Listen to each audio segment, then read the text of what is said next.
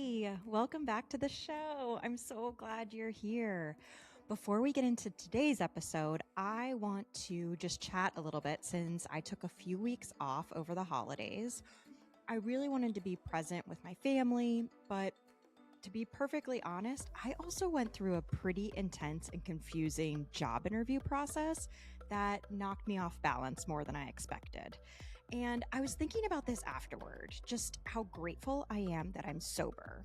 Because instead of spiraling, beating myself up, or let's be honest, drinking too much, I was able to take care of myself, regulate, and get myself back on track pretty quickly. And these are the moments that life throws at you that remind you why sobriety matters so much. It's not that life gets easier, but because you get better at moving through it. And that's exactly what happened. And all of this ties perfectly into today's episode. So, a few weeks ago, I sat down with my friend Rachel, sober in Central Park, to finally recap our trek to Machu Picchu. And when I say recap, I don't mean a highlight reel. This was hard. Physically, emotionally, mentally. There were tears, panic, rage, injuries, and moments where both of us truly didn't know if we could keep going. This conversation is honest, funny, messy, and very real. It's about what happens when expectations shatter, when your nervous system is fried, and when you still have to keep putting one foot in front of the other, literally. So, if you've ever gone through something that looked amazing on the outside but felt brutal on the inside, this one is for you. So, let's get into it. Hi, Rachel.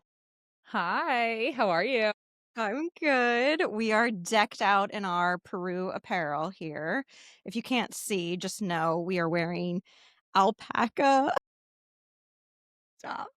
sweaters. It's actually really hot. I'm like sweating already just with this on a little bit.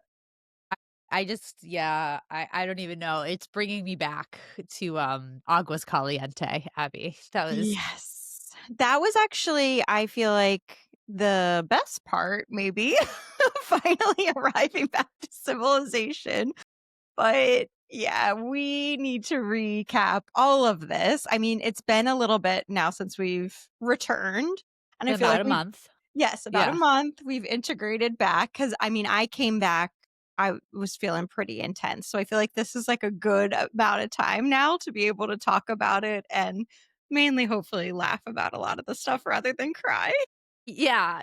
I mean, I will say I shed a lot of tears while I was gone. Like I hadn't shed that many tears and I don't remember the last time. But now being back, people keep saying, like, oh my gosh, so cool. You did that. It's on my bucket list. And I'm like, I did do that, didn't I?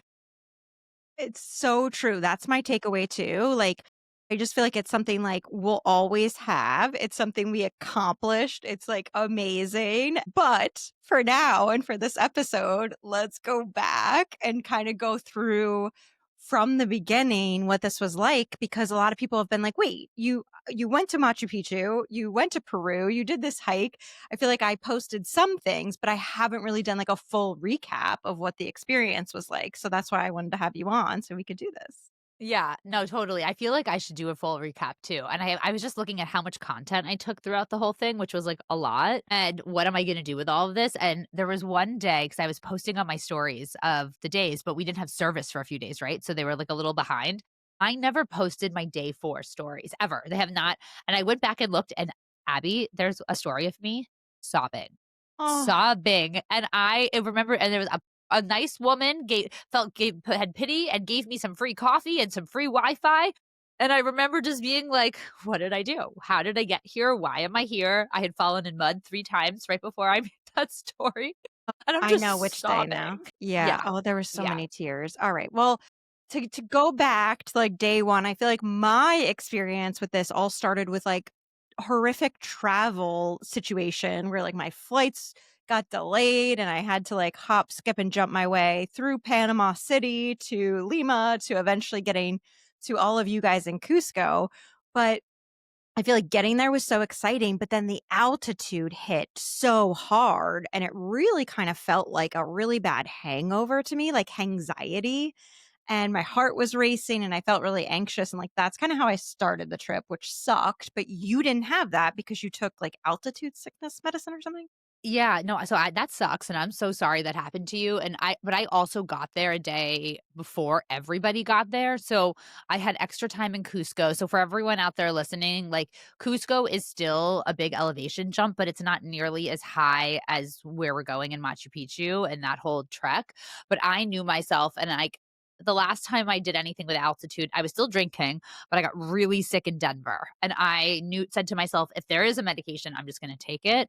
So I took Diamoxa something, and it's actually kind of funny. You're supposed to take it 2 days before you leave. So I take it 2 days before I leave, and I drink my morning Celsius, and it tasted extra fizzy, and I thought there was something wrong with it, so I threw it away. And then I called my dad, who's a surgeon, and to tell him I was leaving and I was taking this medicine and my drinks were extra fizzy, and he was like, "Rachel, that's the medicine working, okay? It makes everything extra fizzy." And I was like, "All right, well, So at least it's worked." weird. It was Yeah. so weird. But I'll tell you, I did not have any altitude sickness. Like, the first day walking around a little bit, I felt a little out of breath because 'cause I'm a fast walker New Yorker. I'm like, I don't know how to walk slow, so I had to, like, force myself to try to walk slow.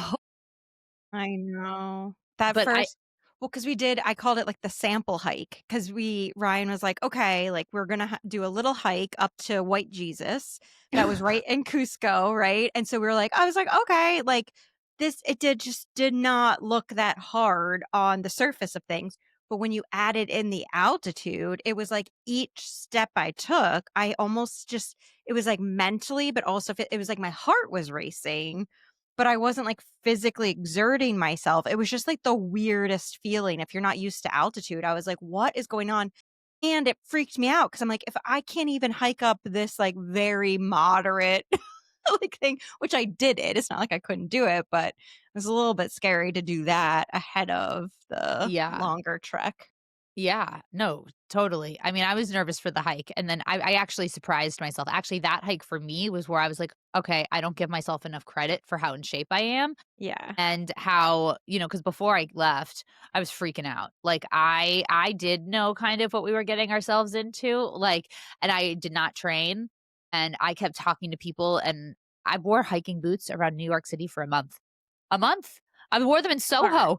I was like, people were looking at me, and I'm in hiking boots, and I was like, I didn't even care. I just but yeah, no, taking the medication, getting there, and having time to acclimate in Cusco for a few days before everyone got there. I think I was in Cusco for 4 days before we even started our hike, Yeah, right? that So, definitely helps. it really made a big difference. But yeah, and then being hungry but not being able to eat. Yes, yes, yes, yes. I know because one of the first, like, lunches or something, I think it might have been after that sample hike, we sat down and the food looked so good, but I could barely eat. I just, like, my stomach and I had no appetite whatsoever. That was another one of, like, the symptoms. Yeah. It was I think we were all, like, excited in Cusco and, like, "This is gonna be so fun," and then reality hit when we got to the first night. I know, I know. So what yeah, and I guess our group was kinda compiled. I would say it was like a mix of like half of us were in like our 30s, the other half were more so like 20s, and it was just kind of a mix of guys, girls, but there were only what, 7 of us? Mhm. Yeah, Yeah. Yeah. just so people can like visualize what this crew was like. And a couple of them looked like legit hikers, I feel like. Like I was like that's when just to give you like where my mindset was at, I pictured glamping, glass ceiling cabanas. I pictured walking on trails, and trails to me have like colors and little arrows that are like blue trail, red trail, yellow trail. And I'm like, I got this. Like, I can walk 12 miles a day, no problem. I've done it with my weighted vest over and over again in the suburbs, up and down hills, all of that. That is not what this was. I feel like it finally started to set in when we went to this first stop, which we drove from Cusco about what, 2 hours? I think more than that. I think Was it it was more than longer? 2. Yeah. And that was like a first camping type site, which had cabanas, but it felt more like camping, Okay, right? but I have to tell everyone what happened to me of that first night because I was so excited and mind everyone out there, I love functional ingredients. I brought tinctures for everybody for the whole time. I brought kava in little sticks. Went nuts. And so I was all excited and we're in the glass. We get to these like glass cabanas, right? And quote unquote. They are glass cabanas and they look great and it was beautiful. And then a massive storm rolls in. Okay. When we're talking like thunder, lightning, everything. And I look over at my bed that I'm supposed to be sleeping on and it's soaking wet. Ugh. Like water was pouring through the ceiling of this glass cabana onto my bed. And I just remember thinking, like, okay, Pachamama, as Mother Earth, as they say down there, is really initiating us into this trial. So we had to like move my bed, get out of the puddles of rain that were coming through the cabana. And I Yeah. was like, this is not glamping. It was not glamping. It was I mean, I there was a bed, but it was like your sleeping bag was the only blanket you really had, so I slept with my parka on, my big puffy coat in the sleeping bag with my hat on. Yeah, and it was just pouring rain, and it was freezing, really, really cold, and you could see the Andes, you could see the snow-capped mountains, and it was really beautiful. Right away, I was like, "If this is the glass ceiling cabana, I Yeah. am in for a rude awakening," and that was really before the trek, like, even started. Yeah. And I will say, like, we did get a little instruction on how to use our little poles, like, but we could have probably, like, gotten a little bit more instruction. Yeah. I did show up in full hiking boots, and Abby did not. I did not, no. So the head of this suggested trail runners because he said hiking boots were too heavy and they just weren't needed because we're on trails everywhere. And so trail runners are actually much better. And to his credit, he wore sandals for a portion of this. So a lot of this, and I feel like in what we're going to be talking about, if you're an avid, seasoned hiker, outdoorsman type person, this would be probably totally fine for you. If you're more like us, that's like, we've never really done anything like this. We're in shape and we're up for an adventure, but like, we don't really know even the basics of this. Like, I had no idea how to use like walking, hiking poles. Like, that was totally new to me. And I didn't have boots on, which proved to be pretty problematic because we're walking on trails, but the trails are not marked. They are not cleaned out, it's rock. Like, to the point where one of my last things I think I said to you, Rachel, was like, if I never see a rock again, like, I would be fine because there was just rocks everywhere. We're walking on rocks, running on rocks, trying to get down mountains, rocks are falling everywhere. Like, it was, I like, feel like pretty it intense. was it was it was either rocks or mud. There was, Yeah. like, no really or the one day we were in the jungle where we were Yes. on cliffs alone because we were spread out so far that I was walking alone through the jungle thinking that a panther was gonna come out and eat me. I don't know why that was in my head, but I was also thinking I take one wrong step, I'm done. I'm gone. The number of times that crossed my mind. I mean, including this first day. So we get up, we're at this campsite, Glass Cabanas. We get all of our stuff and we start on our way. So we have our day packs on and we go up the first big ascend, which was up to Humantai, I think. And there's like the Blue Lagoon up there and all that stuff. But getting up there because of the altitude, because now we're even higher than Cusco and climbing up higher, the altitude was really impacting me. But once we got up to the Blue Lagoon, I feel like that was actually, like, looking back, one of the highlights for me of the entire trek. For sure. Me too. I was on cloud 9. I will tell everyone out there because I'm not ashamed to talk about this. I was PMSing really bad and I had horrible cramps. So I had like a heating thing like stuck to me for that day. So I was like, we're just going for it. But I will say that that was a highlight for me too. Like getting to that lagoon, it was so gorgeous. It was hard, but I think we were still so excited, Yeah. right? Like nothing had happened yet. Like we were yay. And then I knew we were doing a ceremony up there because that was something I thought I would be leading the group in. But then, our leader told our actual Andes leader that I had talked about this. So he decided to lead us. And who am I, some white girl from New York City? Of course, we're going to defer to this guy. So, but I in my pack had all my little shaman like things. I had my Florida water. I had all my ritual tobacco. I was all ready to become a shaman. I had to take a back seat though to that, but it was cool. Like we had did this ritual when we were up there, and it was like a beautiful day, and it was. I definitely think that was a highlight for me too.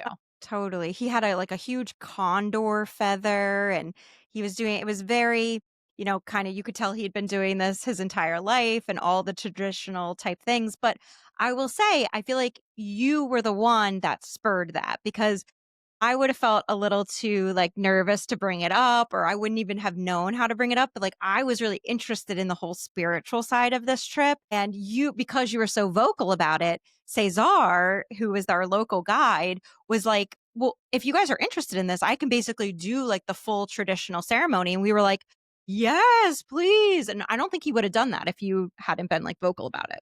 I'm so glad he did because if he hadn't, I would have tried to lead us in whatever botched version I was going to do. But I was very happy that he did, and I felt a connection really to the trail and to Pachamama. I mean, I'm a super spiritual woo woo quote unquote person, so that was like super special to me.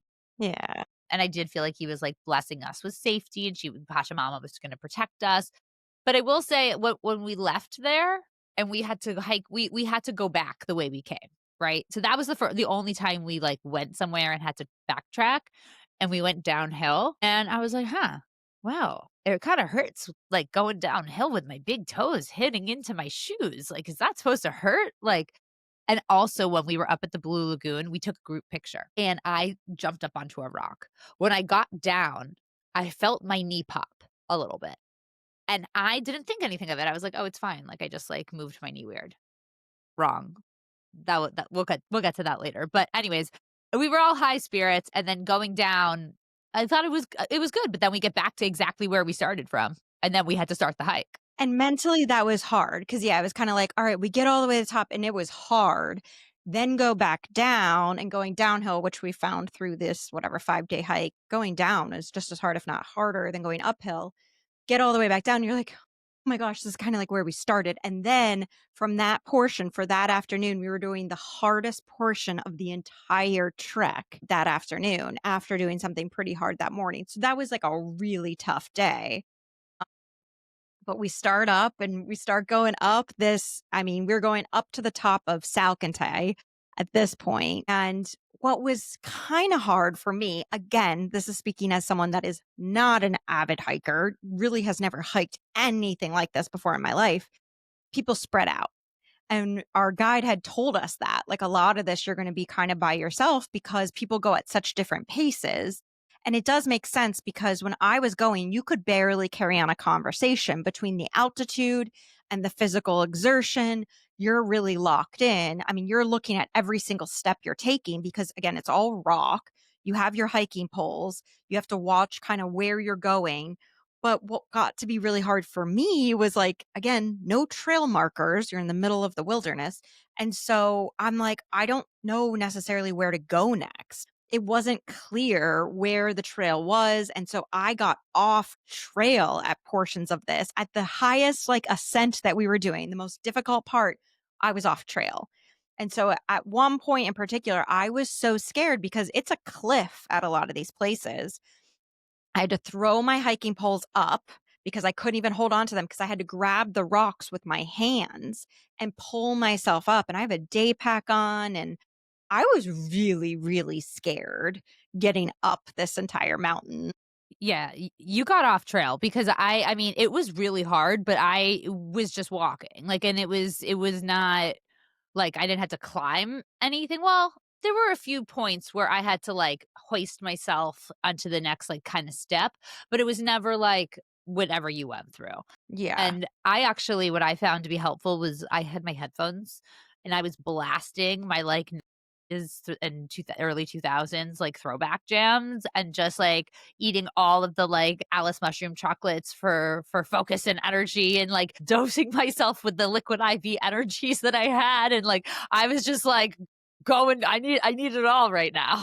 What's so interesting is, like, when I've been telling, the story about all of this since I've been back, I always mention that. Like, you had, like, pump up music and you were like, okay, come on, like a workout. my heart rate and like anxiety and everything from the altitude was already so high. I was listening to like Lord Huron and like the Lumineers. Like I felt like I had to like bring myself down. I had to like calm myself down because my heart rate was like going crazy. So I remember a few times you're like, do you want to share earbuds so we can? And I'm like, I can't. I have to listen to like soothing, like I have to calm myself down because my heart rate was like going crazy. My gosh, it's so crazy how different experiences, right, you can have and, like, doing the exact same thing. I think I was in really good spirits that first day. Like, You were I don't know, crushing it. I know. I was like I loved it. "Who is she? Like, where are you getting this hiking acumen? Like, are you going up to the Catskills? Like, where are you going that you know how to hike like this?" Like, I was in awe. I think I'm a little competitive though, that's my other thing, I'm kind of competitive, so I was like, "I'm gonna be in the front of the group, like, I have to stay up there," and then I was pushing myself, and I had my Apple Watch going, and, oh, at one point on the first day, I was so scared my Apple Watch was gonna die, and I almost it was gonna ruin my day, but then someone had a charger, and I was able to charge it, and I think a part of this too that was so crazy is the people who were carrying our stuff were making us food at these crazy summits where we're exhausted and they're like cooking us up these like multiple course meals that were actually pretty good. And I'm gluten free. They're even giving me gluten free food. I mean, I was very impressed. I mean, that's how we ate was basically the crew that was there with us had horses and they put all the supplies on the back of horses, including our like overnight duffel and all the food that we were going to eat. And they just went ahead of us on the trail. So they were doing what we were doing, plus doing it faster, getting there, cooking for us, packing up, and then continuing on ahead of us. It was just like blowing my mind. I couldn't believe that they did that. But that's Sorry, yeah, go I ahead. laugh when you said the overnight duffel because I'm someone who likes to bring a lot of stuff. Okay. And that's a big other difference between Abby and I. So Abby came with just a checked bag. All right, guys. I came with like enough for 3 weeks. No And check bag, a carry on. I'm sorry, a carry-on bag. Sorry, that's what I meant. Just a carry-on bag. I came with like 2 checked bags in like my whole life. And so when we got these like duffel bags that we were supposed to put our stuff in for the trek, he said, "Well, make sure you save room for a sleeping bag." No. In mine, I could barely zip it without the sleeping bag. I mean, I had other people carrying my stuff. Which proved to be really helpful because I ran out of clothes towards the end because I was sweating through everything because we were hitting every climate possible. So I'd have like rain pants on over my leggings, over hiking, so and would all get so disgusting. Like it was just like some of the most gross, like I don't even know. Like it was disgusting. So I needed your extra stuff. So you saved the day with your overpacking. I'll take it. I'll take it. I just like I remember every time we would stop, I was like whipping out more things from my day pack of like more liquid IV things, more. I mean, I did feel kind of like a medicine woman. I know, I know. You fit that role very well. But up at the first day, so now we make it up to the top. So this is like the hardest part of the entire trek. We get all the way to the top. We're at 15,000 feet, which is crazy. They set up this tent. They're making this meal for us, and we're sitting on these little like square boxes. I can't even sit at the table. Also, the table that they used the entire time, you couldn't even put your elbows on because it would just like fall down. So you just had to like sit on this little box and like wait for the food to come. I couldn't even do that. I was like, I'm going to fall over. I'm going to fall into this table and like crash it. So I just had to go outside of the tent and lay on the ground. Like I was like, food is not happening right now. I think my blood oxygen was probably so low. Like I just had to lay down until we were ready to go. I was like, I can't make it. I think I remember this. Just laying there, and I think I had, the coca tea. So everywhere we went, they would start every meal with, like, tea with the coca leaves, and that really helped with altitude, and it did, and the coca lozenges. So I think I just had that in my hand to, like, keep me warm, and I was just laying there until it was time to, again, keep hiking. Like, we still had hours of hiking ahead of us. This is all the first day. Yeah. That first day was like a very long day.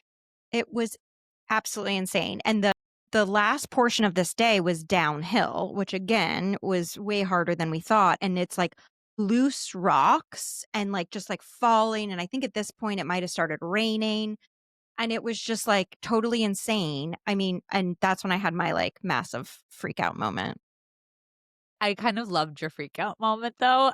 Not to be I wanted to help you, but it was like that besides the lagoon, I think your one of your freak out moments was also a highlight of my trip because the way that you came in there freaking out, I was like, person's in trouble. I literally looked at the guy who was leading us and I go, You're in trouble."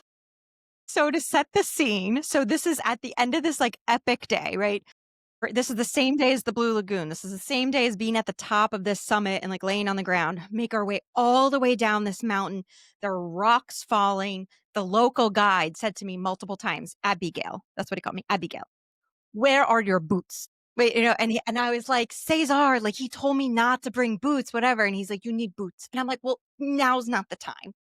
There's not exactly a lot of stores out here on the mountain. So by the time I get down, every once in a while, the whole group would kind of stop at these points and get everybody caught up because people, again, were going at different paces. And I was in the back with Cesar. And I finally come down and I was just filled with rage. That was the main emotion that came out. It wasn't sad. It wasn't whatever. I was just full of rage that I felt like I just didn't know what to expect with this. I felt really unprepared. I was scared, but it came out as rage. And so I come down to the group and everybody's standing there kind of looking at all of us walking up, kind of to be like, "Oh, good job, welcome, whatever." And I walk right up to the guy that organized the whole thing and said, "I'm going to sue your ass for false advertising," and just walked right by him. And everybody was like, I've just been thinking about how I'm gonna sue your ass for false advertising. And everyone was like, "Oh my god." And I remember you went and sat by yourself, and I tried to go up to you to be like, "Are you okay? Can I give you anything from my little medicine bag? Like, do you want some rosé tinted glasses from apothecary?" And you were like, you just looked at me like, "I need to be alone right now." And I was like, "All right, I'm gonna go back over there. I'm here if you and need me." I seriously, it was like I barely even remember what I said or that moment. I was honestly really scared. And I'm thinking, this is the first day. Like, how in the world? And I knew we were going to a campsite. I'm like, I have to sleep in a tent after this. And there's no way of getting out of it. It's basically a big loop that we take. And we had just started the loop. So, like, no matter what, I was going through this for the next 4 days. And so I was really scared. I was frustrated, but it You might did have give blacked it us out. You might have blacked it out, but it's ingrained in my memory. oh Even, my like, what gosh. you were wearing, like, I don't know why, it was just so it was like, "Wow, okay, this is happening." But you going off the trail, that's really scary. Like, Yeah, if I had gone off the trail and I was, like, climbing up thing, I would have been really pissed too. right. Because I was just kinda like, I didn't picture and again, I even said this, I get why people go at different paces, and I understand all of this. I just in the moment, though, I felt, like, alone and scared and, like, I don't know how to, like, traverse this. I don't even know how to find the trail. Like, I felt, like, ill-equipped. And then like coming down the mountain was scary. I kept sliding and him keep saying like, where are your boots? I just felt like this overarching, like I wasn't prepared for this. And so like, that's how it came out, but it ended up being, I think something we laughed about multiple times a day after that. So it was a It little was like gift. it was the highlight for me. I kept being like, "I'm gonna sue your ass." And then I think we all decided to say it was the bait and switch company, Yes. but, in a loving way. Yeah. Yeah. Yeah. I will add on just so people to get the full picture. Someone on our group was feeling sick during this as well. Yes. So, like cough, cough, cold sick, not Yeah. altitude sick. So we get to our campsite for that first night, and my roommate, who's actually a client of mine, which that's a whole other thing, she starts coughing and feeling sick in our tent. And I just remember sitting there and thinking to myself, "Oh my god, are we all gonna get sick right now? Is she gonna get sick? What does he have?" Like, I didn't Yeah. know. I didn't Yeah, even know because how it's to like you process. can't even with, like, everything going perfectly, it's still so hard. So some of these other elements, like getting sick or, like, really bad weather coming through or something like that, like, it's just completely out of your control, so it was really scary. We did get very lucky with the weather though, based Yeah, on, like, I've talked to some other people, and, like, we only had, like, 1 day where it was raining, really.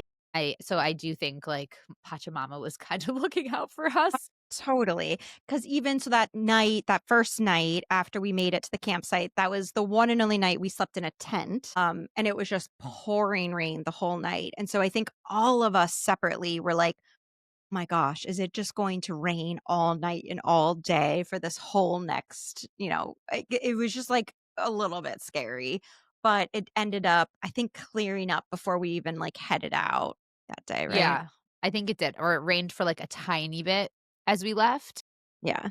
and I remember, like, having my rain pants on, my other pant like, changing 17 times, My gosh, and, like, and the mud, just, like, there was just mud everywhere. everywhere. I do remember that first night too, there was, like, dogs and chickens and roosters, and we were, like, very much, like, on, like, I don't a farm. It was interesting. I was still in high spirit. I was still hopeful and, like, excited. I was tired, but I was like, "Okay, we got through the hard day." Yeah. Okay, so then what? So that we have day 2, and day 2, we stayed in where did we stay? The Hobbit homes? Did we stay in the Hobbit Think homes? so. Well, we had to go, so we left that campsite and it was, I think, mainly downhill from there because that's when I was like chasing Cesar down the mountain at that point. So I got my legs under me after that a little bit. Like I feel like I was just feeling so horrible the day before. And then the second day, I started to feel a lot better, like physically. And maybe like the altitude finally started to not impact me as much at that point. But yeah, we kind of like ran down. Did we go through the jungle that day? I think we might have. No, I think the jungle was the next day. I And we think the had, jungle was the next day. I think we went down and it was, like, muddy, but we were yeah, kind of just, like, walking down, and then we got to the Hobbit home, so we were trying to beat that other group there so we could get the hot tubs, which yes, were not that hot and not a lot of right, water, but it right. was fine. We got a shower. Yes, yes, that was like huge to be able to like take a shower. And same thing, kinda had dinner all together. All of our meals were pretty much prepared by the crew that was doing the hike with us, and then we stopped. So along the trek, there were a lot of places to stop, and you could get, like, snacks and just kinda, like, take a rest for a little bit. So I feel like we did that a lot. Yeah, yeah, and I think the day after, though, was another really hard day. So it was like the 3rd day was where we went through the jungle. So the 3rd day, we went basically by ourselves through the jungle. We did the coffee thing where we Yeah, made our own coffee. Then we walked through the jungle, and then we summited, a mountain. I don't even remember what it was called, Meta something. I'm really bad with names. But I know. we made a fun TikTok when we were I there. know. Well, that That was was actually a highlight. we finally got Wi-Fi at that place, I feel like, so we were able to check in with people because it had felt like a really long time. I guess that was day 3 maybe, Yeah. and we made a TikTok, which was really fun. But yeah, there was another huge summit for that because that's where, like, the swings were and all of that, right? And we Yeah. climbed up there. I know, Yeah. it kind of all blends together, but But you know what? I was already in pain then, so my big toes had been, like, shoving into ugh, my hiking boots, and I had changed into Tevas for that day because it was and so I'm hiking in Tevas and socks in the mud, going through the jungle in Tevas, and I was like, what's happening right now?" And I was really scared, my toes hurt so bad, and mind you, everyone, a month later, my big toenails are black. They are are they? black. Yeah, I got a pedicure yesterday. Black. And Yeah, they were like, "They're gonna fall off." I'm like, "Great, that's great." But that day, so we get up to a beautiful summit and we can see Machu Picchu actually, right? And we had snacks and it was like we were in good spirits. And then for me, that's where things took a turn. Where I know. we were going to our so we were supposed to camp, but we ended up staying in hostels because we wanted the glass hostels with the glass bathrooms and walking in the mud downhill and my In the knee dark. in the dark, every step felt like my knee was about to fall off. And I'm sobbing and my toes hurt and I'm back there and I just thought to myself, I don't know how I'm going to finish this. I don't know how I'm going to finish this.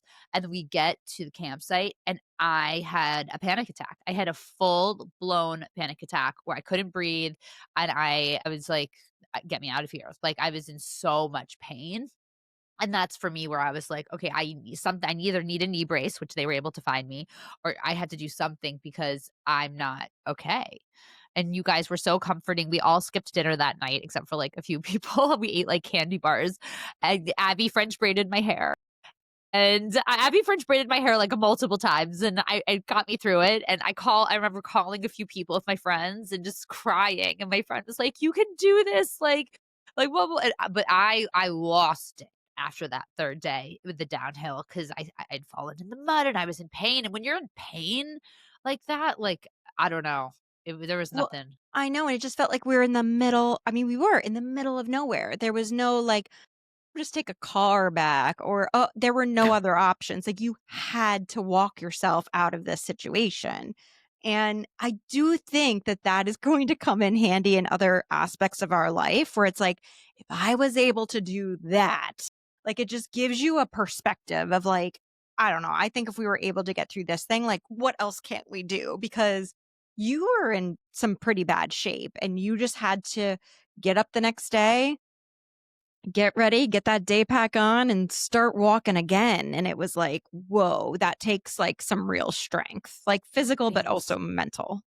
Thank you. I didn't know, I was just trying to keep a happy face on, and it helped making my own content and making my stories for later, that actually helped me, and I got a knee brace. I put, like, so many Dr. Scholl's things on my big toes.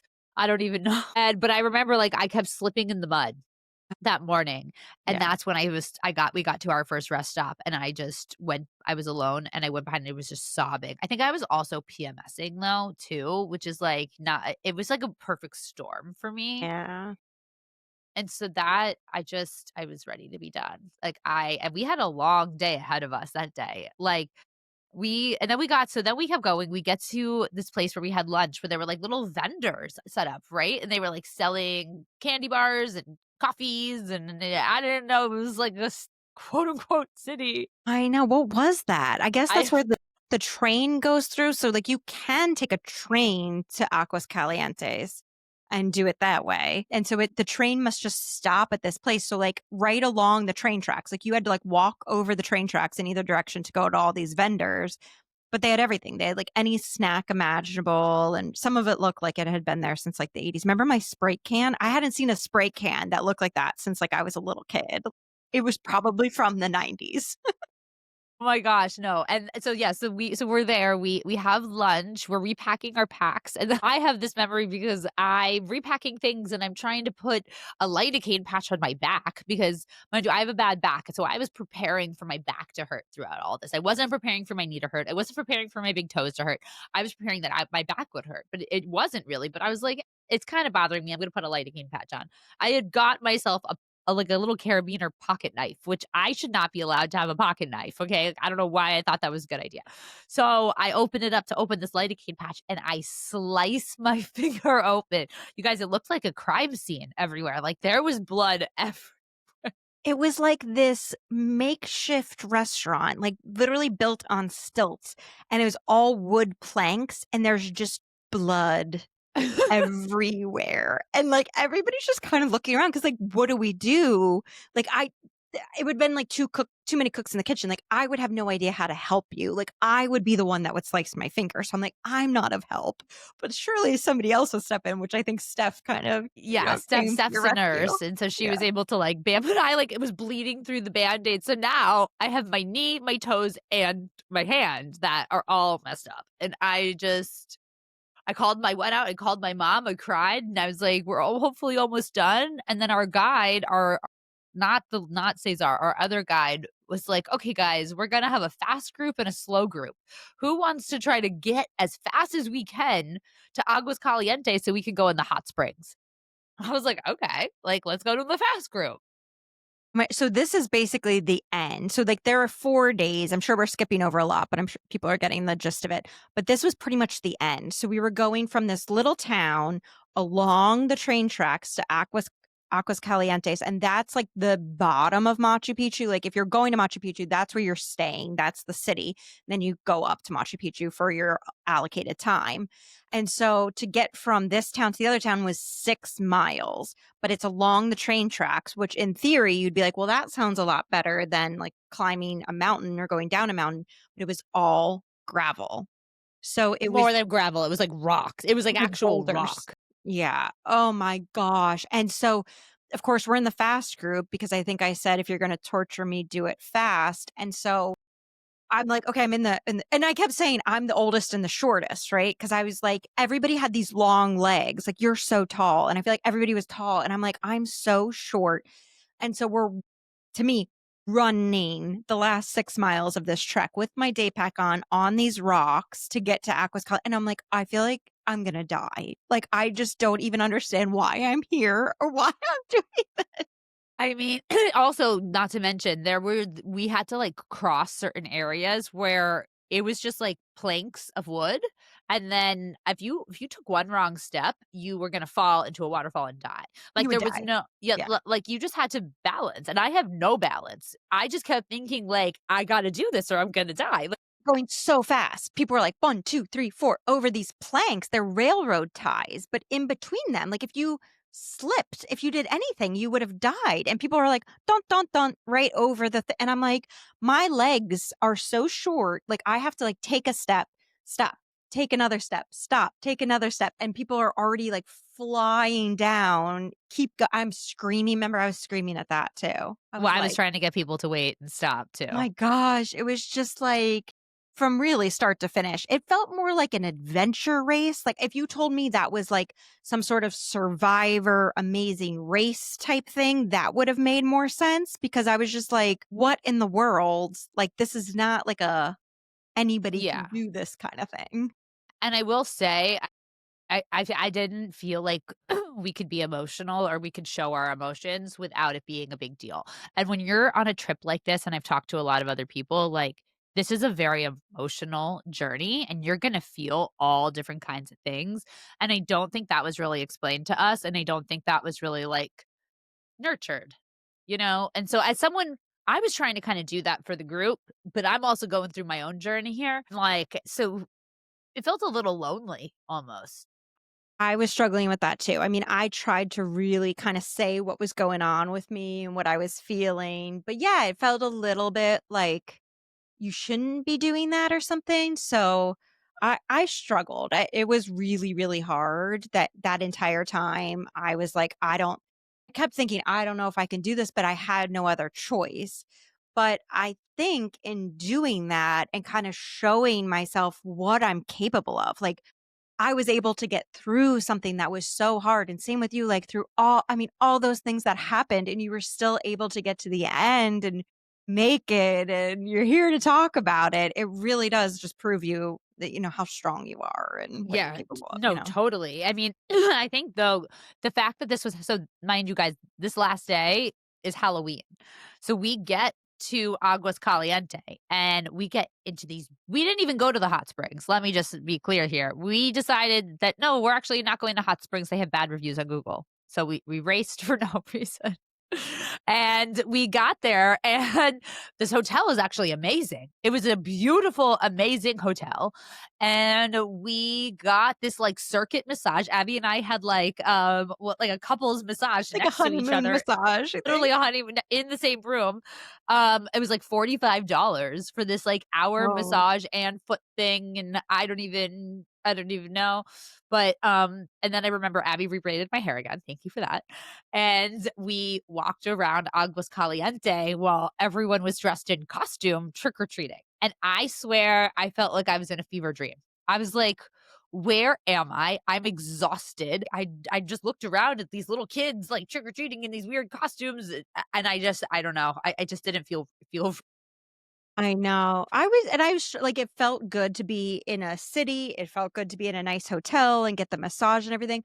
But I was still having like ups and downs. Like, I was really at the end of me being able to be in this like group anymore, like any group, not these people, just any group environment. Like, I'm not used to that. Right. It's like, I think maybe in my 20s, like, that would have been a little bit more normal, but it's like, I haven't been with a group like this, like, every meal and waiting for people and making sure we're all going together and checking on each other. "Oh, where is this person? Okay, meet up here." Like, that was really draining to me, and I hadn't really thought about that. So at that point, I feel like I was really reaching my end of what I could take in terms of this trip. So Yeah. as much it was like you would think, but you're at the finish line. Like, don't you feel so good? I was just so drained. And I feel like I was really holding it together so much just to get myself through that. Like, once I finally got there and got to Machu Picchu and even our meal afterwards, I was kind of a mess. Like, I feel like I couldn't stop crying. I was just so ready to get home. Yeah, I get that. I was done. I mean, I got to Machu Picchu. So also some of the group decided to walk to Machu Picchu from Aguas Caliente and go up a million stairs, and I decided not for me. What you're supposed to do is take a bus there from Aguas Caliente. That's what everybody else does. So we took the bus, and I was very happy about that decision. We got to sleep 1 extra hour. And we got there, and I will say we had beautiful weather for Machu Picchu. Like, it was clear, it was sunny, the pictures were amazing, and I had pre-downloaded before I even left America. I pre-downloaded, a meditation that I was gonna do at Machu Picchu. So I left the group, I was clutching all my 1,000 crystals in my hands, and I, like, sat there and I did this, like, guided meditation and it was really cool, like, I really enjoyed it, but, we were only there for what, like, an hour? It wasn't long, but I will say, like, when I was there, because I didn't know what to expect, right? And I really had no expectations going in, which I'm happy about because when I was there, the main thing I noticed was just like the energy in the place. Like, I really felt, and Cesar, I think, was helping with this because he was kind of explaining the history and how they uncovered Machu Picchu in the first place and they believe how it was used and everything. But I really felt like I could picture Machu Picchu with the people living in it at the time, and I've never had any sort of feel like this around energy or visions or anything like that, but it felt pretty intense when we were in there, even, like, little areas where there was, like, a big stone, I don't know if you remember this, and that's where they would have, like, some of their, like, rituals or ceremonies, and you could feel the energy there was very different, but it was pretty intense. It was pretty cool to be in there, but it was quick. They keep you moving through pretty good. Yeah, I had a moment with Cesar where I cried and I offered Pachamama some coca leaves that I had brought, and I just couldn't believe I was there because I was a cultural anthropology major in college and I studied civilizations, but I took an entire class on the Incas and even wrote papers about the coca leaf, and, like, I remember and, like, yeah, college was a really crazy time, but I remember this class. And so kind of being there and getting to, like, experience everything that I had learned it was really surreal. I know. And there will I know you mentioned, like, it helped to take the content and do different stuff like that. At one point, I posted a story and was just like, "I'm struggling a little bit, like, send me some love, just encouragement." And someone, I can't remember who it was, I have to go back and look, said, "Just think, like, you're gonna be able to show, like, your grandkids someday or, like, future people like, this is where I was. Like, I was standing right here in Machu Picchu, like, overlooking everything, like, some of the pictures that we have, like, we'll have that forever. Like, it was not easy, and there was a lot of stuff that, like, I would have liked to go differently, but, like, as we know, nothing in life is gonna go as intended as much as you prepare anyways. But we'll always have that. Like, we have that experience, we have those memories, those amazing photos, and, like, just the, knowledge that we were able to do something like that, I think is just, like, so incredible. It really is. It really is. I was definitely ready to get home, though. My gosh, I know. So from that point on, after Machu Picchu, I feel like I was like, "Okay, I'm ready to, like, get this show on the road. I wanna get out of here." But it's not that easy. We had to take a train to a van back to Cusco, another night in Cusco before all of us flew out. So I think we had all just kinda had it by that point. Yeah, and then I got really sick when I came home, actually. I think I got reverse Right. altitude sickness, which people say isn't a thing. I swear it was a thing. I was so nauseous. I had to lay on my couch for 2 days straight.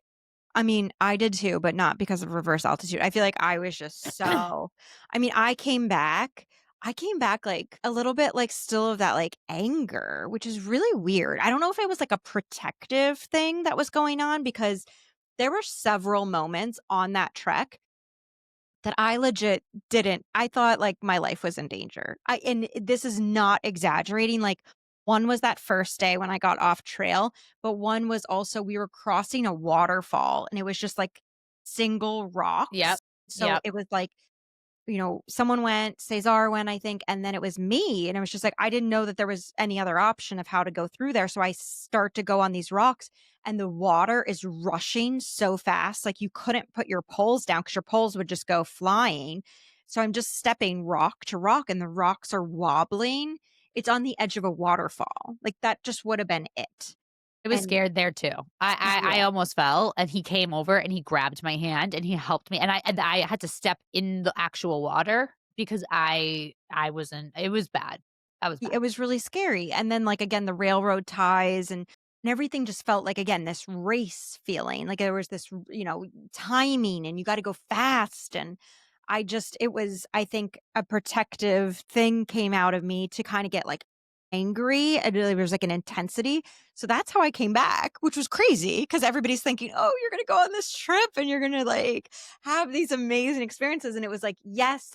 And because of how it went, it took me a while to, like, let go of some of that and, like, kind of, reground myself, and I feel like since then, I've really just been trying to, like, kinda sift if you, like, picture, like, scooping up sand and, like, sift out all the stuff that, like, doesn't really I just wanna keep the stuff that, like, really is beneficial and that I, kinda wanna Yeah. focus on when I think back on the trip because it was really hard.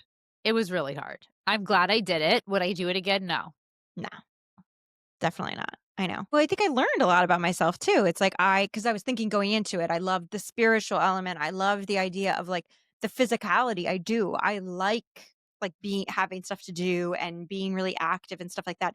I do not like the adventure side of it. I don't like being a little bit scared or like daredevil stuff or like the that is just not for me. And I like kind of like luxury thing. Like, I don't wanna, like, sleep in a tent, like, nothing against it. I actually think it's, like, so badass if somebody likes doing that but, like, that's not me. Like, I just can't See, do that. I didn't mind sleeping in the tent, just the whole all of it, like, I didn't get enough sleep. When I don't get enough sleep, I'm, like, kind of a monster, like, I was PMSing, got hurt. I don't think, like, the severity of my injury like, I came back and I went to my physiotherapist, amazing company that I've been working with, and they were scared I tore something in my knee, Oh my and, god. like yeah, no, and it still hurts, like and my big toenails are gonna fall off. I know Like, they they're are. it's really bad, and I was like, "Oh, like, no, I actually got beat up on this track." I know. I mean, it reminded me I kept saying this, like, when I marathon training in the actual marathon, like, that's the closest thing I could come to other than childbirth of just, like, get through it, but my toenails fell off for the marathon, like, several of them, and so when that was happening with your toes, I didn't wanna, like, totally freak you out, but I was like, "She's probably gonna lose those toenails." Like, yeah, they're still there now, but, Yeah. I don't know It's for how okay. much They grow longer. back. I'm proof they grow back, and it'll My be god. fine, and you'll figure it out, but yeah, at one point, you were like, "My pedicure lady's gonna be like, 'What were you doing?'" They were yesterday. They were like, this is interesting." I know. Oh my gosh. But yeah, so all in all, it's an experience. I feel like we'll be bonded forever because of it. We got through it, but probably not something we're signing up to do again anytime soon. No. No, not Probably I'm more of good. like a yoga retreat, I think is a little bit Yeah. more in line. Yeah. Yeah. Like, So, hang out, do some crystal spiritual stuff yes, and yes, talk about our feelings and, chill. Be chill. totally. Yes. So I feel like that hopefully will be the next trip on the calendar. Wait, I had to really funny though. So my mom was doing her holiday cards And she had asked me for a picture of me and George, and I had forgotten, whatever. And then so she's like, I picked something and I printed it already. I'm like, well, what did you print? What did you pick? And she said, oh, a picture that from you in Machu Picchu. I was like, wait. So she's like, well, I wrote about what everyone did. I'm like, so you wrote that my brother got married, my sister had a baby, and that I hiked Machu Picchu. She's like, it's a big deal. I'm like, okay, well, I'm glad that like you think it's like my brother getting married and my sister having a baby, and I hiked Machu Picchu. Listen, it is. It was so hard. I just compared it to childbirth. It is an accomplishment. It is something that like most people will never get the opportunity to do. Like I think like more and more as time goes on, I think we're going to have like an even bigger appreciation for what we did, but it was just so hard and like crazy in the moment that I think like it'll still take time to sink in, but that's perfect. And she's amazing for putting that on the holiday card. I haven't seen it. She didn't even send me the picture. I was like, great. I'm going to be, your French braids are probably in that picture, actually. So you made the holiday card somehow. Love it. Love it. Love it. Amazing. Well, thanks for recapping this with me. It was fun to go back and kind of relive it a little bit and laugh about it. Hopefully everyone enjoyed hearing that. I know a lot of people had wanted to hear about it. So, all right. Thanks, everyone. Glad we were in it together. Oh my gosh, me too. I don't know what I would have done. So, yeah. All right. Bye. Bye.